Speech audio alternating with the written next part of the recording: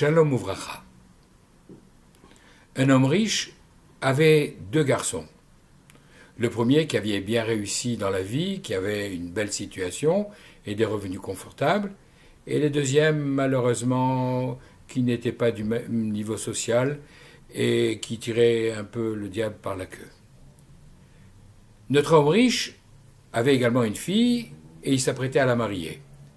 Alors il souhaitait à cette occasion réunir toute la famille pour fêter cet événement de manière grandiose.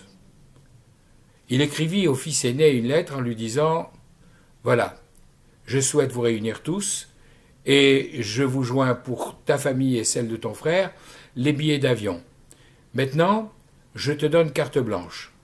Dépense tout ce qui t'est nécessaire pour pouvoir célébrer en mon honneur cette fête comme il convient, achète les habits qui te sont nécessaires, qui vous sont nécessaires, et je te rembourserai toutes les dépenses que tu auras faites en mon honneur. » Alors le fils aîné est content, il annonce la bonne nouvelle à toute la famille et il se rend dans les plus belles boutiques pour acheter des costumes, des robes, des bijoux, des chapeaux, des chaussures, que sais-je, enfin tout ce qu'il faut pour pouvoir fêter convenablement et plus cette occasion de réunion familiale. Quant à l'autre frère, malheureusement, s'il est content d'avoir les billets qui vont lui permettre de voyager et de revoir son père et sa sœur, il n'a pas les moyens d'aller faire les boutiques. Il doit se contenter d'essayer de trouver parmi ses habits ceux qui sont les moins usés, les moins abîmés, et de faire le mieux possible avec ce qu'il avait. Le jour tant attendu arrive, ils prennent l'avion, et au bout de quelques heures de voyage, ils arrivent à destination où le père est venu les chercher avec les Mechoutanim, la future belle famille.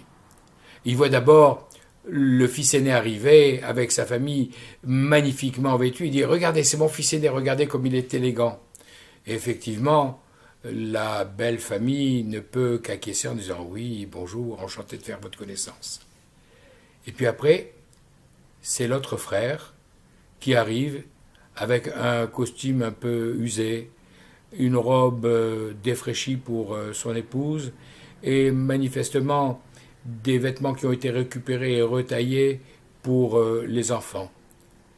Le père en a un petit peu honte, mais il présente son deuxième fils et sa famille au Mechoutanim, qui est également acquiesce, enchanté de faire votre connaissance. Le mariage se passe, la fête, les Sheva Brachot, les 7 jours de bénédiction qui suivent la cérémonie nuptiale, et bientôt, les deux frères s'apprêtent à reprendre le chemin du retour. Le fils aîné vient voir son père en lui disant « Papa, comme tu me l'as dit, je souhaiterais que tu me rembourses les dépenses que j'ai fait à cette occasion. » Et le père lui dit « Mais tu n'as rien dépensé pour moi ?» Le fils dit « Mais comment, papa ? Tu m'as écrit que toutes les dépenses que j'entreprendrais, tu me les rembourserais. » Le père lui dit « Fais voir la lettre. Viens, on la lit ensemble. Regarde. Il est écrit que toutes les dépenses que tu ferais en mon honneur, je te les rembourserai. » « Mais papa, c'est exactement ce que j'ai fait. Tu n'as rien dépensé pour mon honneur.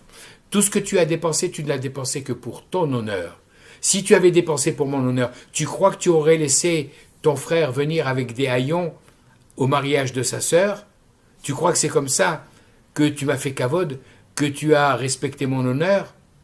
Tu n'as rien dépensé pour moi, tu as tout dépensé pour toi. » Et effectivement, cela rejoint ce que nous disons chaque jour dans la prière.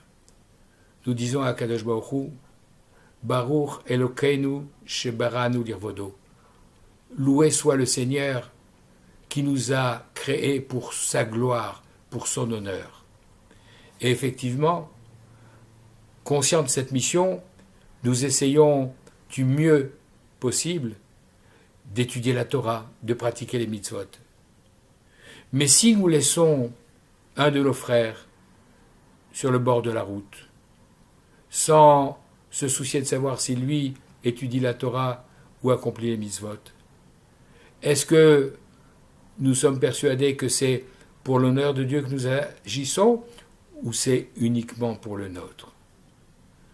Cette histoire illustre cette maxime célèbre Kol Israël Arevim Zevazé. Tous les enfants d'Israël sont solidaires les uns des autres et doivent se préoccuper avec un sens de responsabilité de ce qu'il advient de ses frères. De la même manière, le Zohar Hadash nous enseigne le mot Israël, formé de 5 lettres qui sont les initiales des 5 mots Yesh Shishim Ribo Otiot la Torah. Il y a 600 000 lettres dans le Sefer Torah. Et s'il manquait une seule lettre au rouleau sacré, alors il serait inapte à la lecture en public. C'est le sens de cette histoire, c'est le sens de ces paroles, et c'est le sens de la paracha, Kitavo, que nous allons lire ce Shabbat, et dans laquelle, avant les terribles malédictions 98 qui vont être déclinées les unes après les autres, les unes plus effrayantes que les autres, avant cela, tout le peuple avait été réuni et réparti sur les 2 montagnes, Har Gerizim et Har Eval, avec au milieu, dans la vallée, les Kohanim et les Léviim, qui ont répété 11 formules qui ne sont pas écrites dans la Torah, qui sont en barour, béni soit, il n'y a que le contraire qui est écrit dans la Torah pour justement nous préparer en nous imprégnant de ce sentiment de responsabilité et de respect, en nous disant si vous ne faites, vous aurez les bénédictions, et si vous ne faites pas, vous aurez le contraire. Et pour le dire positivement, la 11e et dernière de ces phrases nous disait « Béni soit celui qui accomplit toutes les paroles de cette Sainte Torah. » Et ceci n'est possible que si nous associons tous les autres juifs dans l'accomplissement des mitzvot, parce que chacun d'entre nous en fait une partie, mais le Kohen fera celle qui le concerne, le Lévi les siennes, le roi, si nous en avons un, celle qui lui incombe, et c'est justement par cette communauté, cette solidarité, que nous arriverons tous ensemble à accomplir la Torah et à recevoir la Géoula et le Libérateur. Shabbat Shalom, Bracha ve'atzlacha ve'chol tov.